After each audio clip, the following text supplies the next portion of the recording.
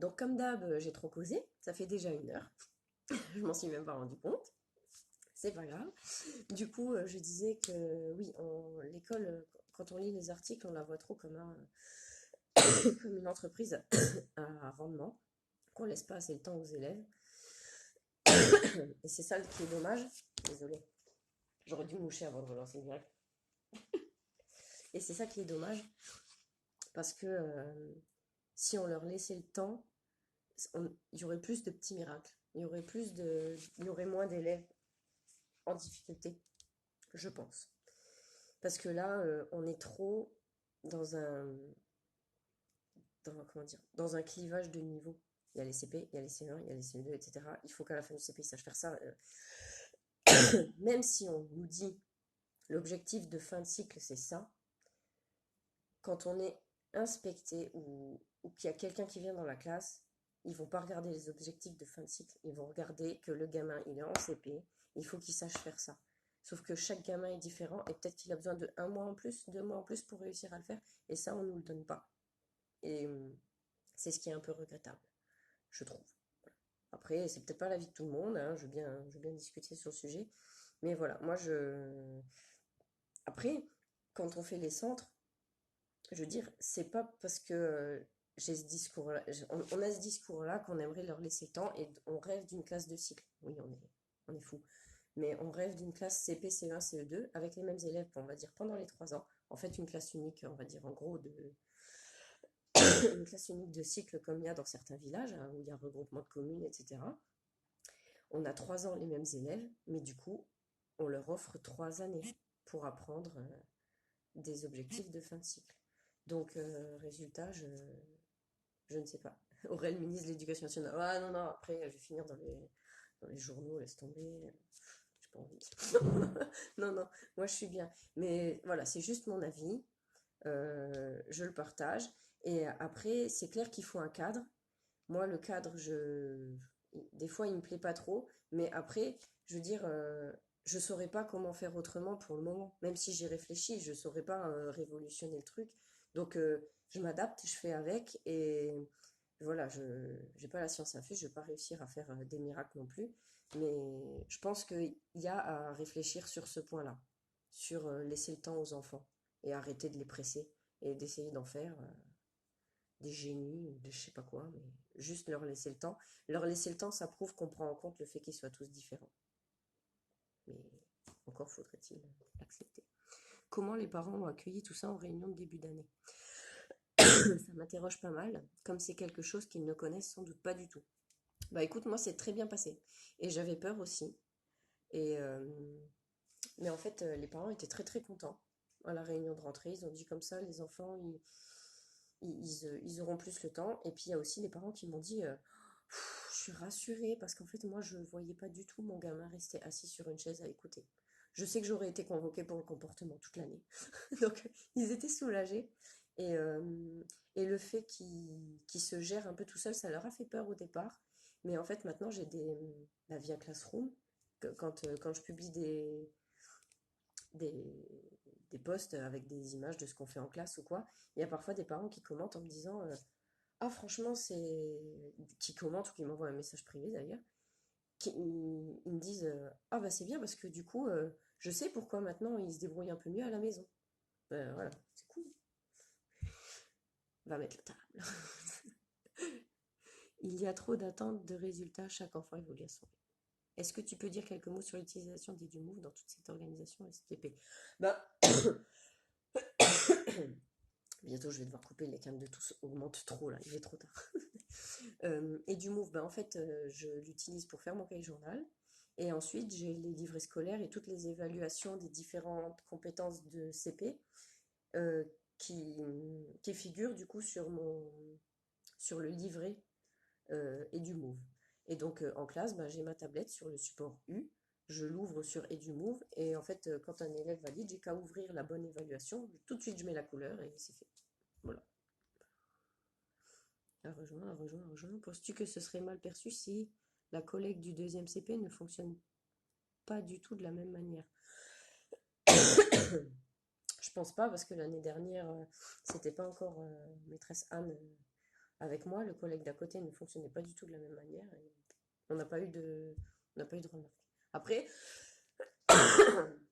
s'il y a des parents qui viennent dire quelque chose, il faut mettre en avant le fait que chaque enseignant dispose de sa liberté pédagogique, que toi, tu as décidé de fonctionner comme ça, la collègue a décidé de fonctionner comme ça, c'est sa liberté, c'est la tienne. Voilà. On va pas chez eux pour dire comment ils doivent faire leur popote, alors ils nous laissent gérer notre classe comme ils veulent. Quand même. Tant qu'on a la liberté pédagogique, profitons-en. Petit clin d'œil. Avec une classe à 12, je me demande si je fais 2 groupes ou si je reste dispo tout le temps de centre. Qu'en penses-tu? Je sais pas. Après, euh, il y a des collègues qui sont en CP dédoublé qui ont en fait une classe de 24, mais ils sont en co-intervention dedans.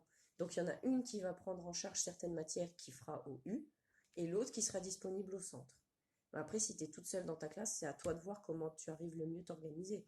Soit 6 au centre et 6 au travail dirigé, ou alors tout le monde en même temps au travail dirigé et tout le monde ensuite au centre. Mais tout le monde ensuite au centre, j'ai peur que ça soit quand même un peu le dawa. Parce que du coup, ils vont beaucoup circuler, toi aussi, il y aura beaucoup à gérer. Après, voilà. Moi, je préférerais 6 avec moi et 6 au centre pour pouvoir justement avoir un groupe le plus réduit possible au travail dirigé. Mais après, c'est toi qui verras ce qui te va.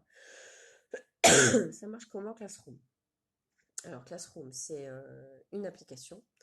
C'est gratuit pour les enseignants et c'est gratuit pour les parents s'ils vont sur l'ordinateur, mais l'application pour les parents, elle est payante. Le tarif, je ne sais plus du tout. Et donc, en fait, ça fonctionne un peu comme un bloc de classe. Tu peux poster des photos, des vidéos, commenter, voilà, faire un peu comme un, on va dire, c'est un mini Facebook, quoi. Tu publies tes photos avec les élèves, etc. Les parents peuvent aimer, peuvent commenter.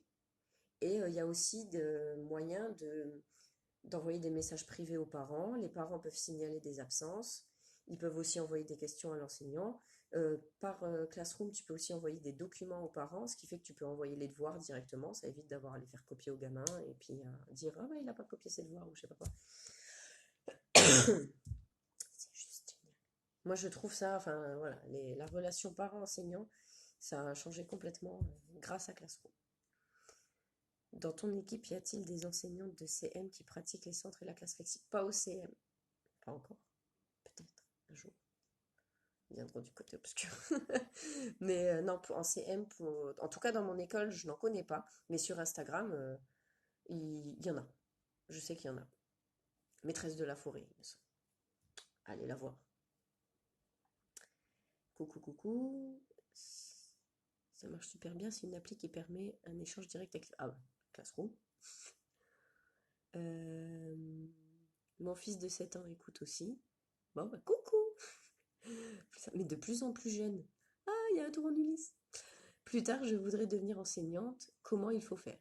Alors, ça dépend de l'âge que tu as déjà. Je sais pas à partir d'où je dois commencer le cursus. Faut passer ton bac, ensuite il faut faire une licence, il faut faire un master en enseignement, passer le concours, et puis bienvenue chez nous. Et bon courage aussi. J'aurai 28 élèves de CP l'année prochaine, s'il n'y a pas de nouveaux élèves. Tu penses que c'est possible de se lancer? Ben oui, ça fait 14 et 14, ça reste quand même plus agréable de faire cours à 14 qu'à 28. Je pense que c'est gérable. Après, ça va demander, comme je disais, hein, ça va pas se faire du jour au lendemain, ça va demander beaucoup de travail de d'endoctrinement des élèves pour les préparer à ce fonctionnement, mais oui, oui, c'est complètement envisageable. Moi, je veux pas juste te faire un petit bisou. Coucou, bisous. Coucou Séverine aussi. Eh ben, il n'y a plus de questions. Je suis arrivée au bout. Après 1 heure et quart, vous pensez que j'ai fini? Alors, je vérifie du coup la liste de questions que j'avais eues pour juste vérifier que j'ai répondu à tout. Comment je gère les guides du maître? Donc ça, je l'ai dit, je n'utilise pas les guides du maître, je prends, je découpe et je fais à ma sauce pour que ça rentre dans le temps et dans ce que je veux vraiment faire. Penses-tu qu'il soit gérable de fonctionner à 3 groupes? Oui. Demande à maîtresse Evie, elle fonctionne en 3 groupes. Ou 4 groupes même peut-être. J'ai un doute. Tu as des ouvrages à conseiller pour l'étude de la langue? Alors, des ouvrages de pédagogie ou des ouvrages manuels, des trucs comme ça. Parce que en fait, j'en ai pas, ni pour l'un ni pour l'autre. Donc du coup, je sais pas trop. Euh, Ensuite, on m'a demandé l'année prochaine comment je compte fonctionner en lecture, la méthode et tout. En fait, l'année prochaine, je me lance sans méthode pour la lecture. Je tente. J'ai lu beaucoup de choses sur la pédagogie freinée, sur le lire-écrire, qui m'ont fortement parlé. Et donc, du coup, l'année prochaine, je me pends. Peut-être. Mais voilà, non, j'essaye de. J'aurai un fichier d'exercice pour la phonétique, pour la phonologie. Mais ça me servira juste de banque d'exercices. Et ensuite, je vais vraiment partir sans méthode. Mais je garde dans le fond de l'armoire la méthode Bulle qui est présente à l'école, au cas où je me vautre royalement. Comme ça, je pourrais avoir une roue de secours. Voilà. Mais bon, après, je veux dire, quand on se lance dans les centres, voilà, j'aurais pas pu le faire l'année dernière. Il y avait les centres, la classe flexible, il y avait beaucoup de nouvelles choses à gérer. Là, maintenant que je maîtrise un peu, l'année prochaine, je change de méthode en maths, je change de méthode en lecture, et là, je change de façon de faire en production d'écrit. Ouais, donc en fait, l'année prochaine, vous n'entendrez plus parler de moi, je serai morte avant Noël. Voilà, trop de choses d'un coup, peut-être. Pour travailler l'étude de la langue en centre, en fait. Ah, bah oui, alors pour l'étude de la langue, en fait, moi, je prends quasiment que des activités Montessori, mélangées avec des activités de la méthode Picot, parce que ben, la Picot, je maîtrise bien. Montessori, je trouve que ça se mêle très bien à la méthode Picot. Et voilà, je t'encourage à regarder un peu les activités que tu peux trouver dans la grammaire Montessori. C'est vraiment, voilà, c'est des activités, tu peux trouver des jeux tout près sur Internet que, voilà, c'est facile de travailler l'étude de la langue, mais j'ai pas d'ouvrage particulier, quoi. Après, il faut regarder, peut-être il y a un livre sur la grammaire Montessori particulièrement, mais en tout cas, moi, je l'ai pas lu, voilà. Merci pour ta réponse de tout à l'heure. Penses-tu qu'on peut commencer petit en ne fonctionnant en centre que pour certaines matières au départ? Oui, oui, c'est ce que je disais, hein. En début d'année, il y a un centre qui est commun à tout le monde. Par exemple, un centre de lecture, un centre de maths, et puis j'évolue comme ça. Oui, sans méthode. Lis, première maîtrise de l'écrit de Mireille Bricodier. Première. Je note vite fait. Je vais regarder. Parce que du coup, c'est mon gros questionnement de cette année. Je me documente plus là-dessus et sur le comportement. C'est quoi la méthode heuristique en 2 ou 3 mots? Ben, c'est plus de fichiers de maths, c'est manipulation à gogo, et puis voilà. C'est vraiment manipulation plus, plus, plus, plus, plus, et, euh, et ça me plaît. Voilà. Parce que, en plus, les maths, je suis pas du tout à l'aise avec, hein. J'ai jamais été une matheuse. On m'a toujours dit, oh, elle est nulle en maths, celle-là. Et c'est vrai, hein, encore aujourd'hui. Voilà. Mon fils, il sait, hein. Il sait déjà que quand il sera à l'école, il faut qu'il aille voir papa pour les maths. Parce que elle va l'induire en erreur. Ah bah justement, j'allais te demander ce que tu pensais de la méthode Picot. Ah bah j'aime bien. Voilà, j'aime bien. Et puis je la lis à Montessori, mais je fais quand même à ma sauce, quoi, parce que les séances, des fois, elles me conviennent pas particulièrement à moi, mais ça dépend des séances. Et donc, bah, j'adapte. C'est rare, je vous dis, je crois que c'est jamais arrivé. À part peut-être ma première année quand je débutais, où je suivais les guides du maître pour vraiment être dans les clous, pas commettre d'impair, etc. Mais bon, sinon, je fais tout à ma sauce, quoi. Je vais regarder tout ça. Merci pour ce super direct malgré la toux. Et maintenant, tisane au miel par ton gentil mari. Ben non, parce que gentil mari, il n'est pas là, il est en déplacement. Là, je suis toute seule à gérer travail, maison et enfants. Et vous. Mais ça va, je gère. J'ai plus de voix, j'ai ma tisane de mémé et tout va bien. Penses-tu qu'il est possible de fonctionner en centre en cycle 3 car on ne le voit que pour le cycle 2? Oui, c'est possible. La preuve en est. Ça, c'est le livre sur les centres qui va de... C'est écrit où? C'est de 5 à 8 ans, celui-là. Voilà. Mais il y en a un autre qui est rouge, il me semble, qui est de 6 à 12 ans. Donc du coup, le cycle 3 est en plein dedans. Donc je vous conseille fortement de le lire si vous êtes en cycle 3. Je suis sûre que vous trouverez des réponses à toutes ces questions-là. Moi, je ne peux pas trop vous renseigner, du coup, j'ai pas de cycle 3, mais oui, c'est faisable. Et moi, si j'étais en cycle 3, on pourrait faire par exemple un centre d'histoire, un centre de géographie, un centre voilà, selon les différentes disciplines, et puis voilà. Après, est-ce que tu as, les dernières questions que j'avais eues, c'était est-ce que tu as des rituels le matin? Oui, bah, c'est les rituels de classe, même les de classe ordinaire, hein, la météo, la date, etc. Des trucs. Bon, franchement, il n'y a rien de révolutionnaire dans mes rituels du matin. Ensuite, on m'avait dit comment tu gères le fichier de lecture et de maths parce qu'il y a beaucoup d'exercices et en 30 minutes, on n'arrive pas à les faire. Ah bah c'est simple, ils ne les font pas. Non, en fait, en général, quand je travaille un nouveau son ou une nouvelle notion en mathématiques, là, cette année, j'avais un fichier, j'ouvrais le fichier, et puis je disais, bon, bah, ça m'intéresse, ça m'intéresse pas, ça m'intéresse, voilà. Et je leur disais, bon, bah, il faut faire, je mettais une affiche sur mon tableau, en disant, bah, pique bille, on va travailler ensemble, et après, il faudra faire cet exercice-là, ou ces deux exercices-là, voilà, je leur marque au tableau les exercices qu'ils doivent faire, parce que c'est ceux qui m'intéressent. Et donc, s'ils me disent, mais pourquoi celui-là on le fait pas? Je dis, bon, parce qu'il ne m'intéresse pas. C'est pas en lien avec ce qu'on fait. Donc, je leur dis hein, que oui, il y a des exercices, mais je vois pas pourquoi on devrait tout faire. On n'est pas là pour se fouetter et travailler non-stop. Là, je veux que vous me fassiez cela, mais je veux qu'ils soient bien faits. C'est pour limiter. Je leur explique aussi que c'est pour limiter leur concentration, on est plus efficace si on fait un seul exercice correctement que si on en fait 10 000, juste parce qu'ils sont là et qu'il faut les faire. Donc voilà, c'est encore une fois, c'est un peu la maîtresse Orange Touch. On fait des trucs et puis des fois on n'en fait pas. Même en CP, ça passe. Ça, c'est maîtresse Evie. Oui, on reconnaît maîtresse Evie même quand elle écrit. Ça passe. Et ensuite, phonologie et exercice écrit, ben pareil, hein.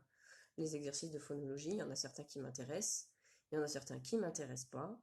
Et puis dans le fichier de bulle, il y a aussi des exercices de compréhension, de grammaire. Déjà, tous les exercices de grammaire, je ne les fais pas vu que je fais vraiment grammaire à part en suivant la méthode Pico, Montessori, tout ça. Donc c'est vraiment, je prends et je leur fais faire que ce qui a valeur pour moi et ce qui est intéressant. Voilà. Si on fait le son, là c'est ce qui arrive cette semaine, on fait le son, la lettre X, avec x, x, z, tous les sons qu'elle peut faire.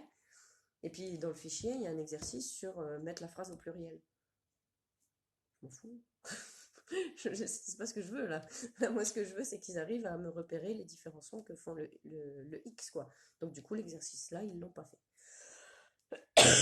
C'est vraiment adapté. Mais après, cet exercice-là, par exemple, je pourrais leur dire une fois en grammaire, bon, ben, on va mettre le verbe au pluriel, alors on va ouvrir le fichier de bulle, on va faire l'exercice là, parce que c'est un exercice qui correspond à ce qu'on vient de faire en grammaire. Mais je le fais pas en lecture, quoi. Je le ferai en grammaire. Donc, c'est un peu comme j'ai envie, hein. Je veux dire, c'est ma classe, je fais comme je veux envie. Comme moi j'ai envie. Je fais ce que je veux avec mes cheveux, je fais ce que je veux avec mes élèves. Et donc là, bah, j'ai répondu à toutes les questions que vous m'aviez envoyées. 1h20. Bon, j'ai connu mieux. Mais je vous ai occupé pendant 1h20. Il y en a peut-être qui dorment, certainement, devant leur écran. J'en suis navrée. Surtout que bon, ça devait pas être super agréable avec ma toux. Mais voilà, à moins qu'il y ait encore des questions, sinon je vais couper le direct, comme ça je vais essayer d'aller me reposer un petit peu pour essayer d'avoir de la voix demain en fait. Comment fonctionne ton plan de travail? Il fonctionne sur combien de jours, combien de fois par jour? Il n'y a pas d'attente au centre. Alors tout ça, du coup, je l'ai dit avant. Le plan de travail, il fonctionne sur la semaine, sauf s'il y a plein de jours fériés, c'est sur 2 semaines. Et combien de fois par jour? Ben, ça dépend des jours. Ça dépend de si j'ai sport, si j'ai pas sport. Minimum, il y a 2 créneaux de centre par groupe, et ça peut aller jusqu'à 3. 2 ou 3 en fait. Parce que je fais aussi des centres l'après-midi. Plutôt en travail dirigé, le fichier, ou en autonomie? Ben, un petit peu des deux. Si c'est, on va dire, de la découverte, ou voilà, que je compte pas évaluer particulièrement ou quoi, je vais le faire en travail dirigé pour leur faire découvrir. Et ensuite, je peux leur donner un exercice ou deux à faire en centre. C'est possible aussi. Après, c'est vraiment, tu gères selon tes loulous, selon ce que toi, tu as envie de faire. Et, euh, et voilà. Bravo, je suis juste une maman curieuse et très intéressée par les méthodes pédagogiques. Super. Ravie d'avoir pu vous aider un peu ce soir. Merci énormément pour toutes tes réponses en live, c'est top. Bon courage pour demain. Ouais, merci parce que là, je commence à sentir que ça va être compliqué, en fait. Donc, demain, maîtresse Aurel n'aura plus de voix. Donc, maîtresse Aurel va lancer les centres en langage des signes. Ouais. Je vais essayer de filmer pour vous montrer ça, ça vaudra le coup. Ça va être Bagdad. Donc, ben voilà, je pense que j'ai tout dit. Je réfléchis si j'ai vraiment rien oublié pour les centres en début d'année. En tout cas, pour moi, la journée clé, ça sera la première. Il faut vraiment leur expliquer comment ça va marcher, quelle ambiance de classe vous attendez, et leur dire pourquoi vous avez décidé de passer au centre, pourquoi vous avez organisé la classe comme ça. Il faut que eux le sachent dès le départ pour qu'ils puissent se faire une idée de ce qui les attend dans l'année. Merci pour tout ce temps. On reviendra. Ouais, cool. Est-ce que des enfants arrivent au CP en sachant lire et comment vous le gérez? Alors c'est arrivé l'année dernière, mais j'étais pas encore en centre. Cette année, c'est pas arrivé. Et l'année prochaine, apparemment, ça n'arrivera pas. Donc je ne peux pas, mais s'ils arrivent déjà à lire, il y a plein de choses en phonologie que je vais pouvoir passer. Et puis ils seront pas obligés de. Voilà, au centre, ils auront des activités un peu différenciées. Voilà, je ferai comme ça. Merci beaucoup, ça me lance dans de nouveaux questionnements pour l'année prochaine. Repose-toi bien, merci. Propolis pour la voix, on me l'a déjà dit. Merci beaucoup. De rien. Voilà, écoutez, s'il y a encore des questions qui vous viennent, n'hésitez pas à me les envoyer, pardon. J'espère que j'ai déjà pu dégrossir un petit peu pour tous ceux qui vont se retrouver en CPD doublé et tout ça, qui avaient envoyé plein de questions et d'interrogations. Je vous souhaite une bonne soirée. Et je vous souhaite une bonne continuation dans les centres ou pas, hein, vous n'êtes pas obligé. Dans la classe flexible ou pas, vous n'êtes pas obligé. Et voilà, en tout cas, si vous essayez, envoyez-moi un peu des nouvelles, comme ça me ferait plaisir de savoir comment vous avancez, etc., si ça vous sert, etc. Je vous fais plein de bisous, sans microbes, j'espère. Et puis, à bientôt. Bye bye.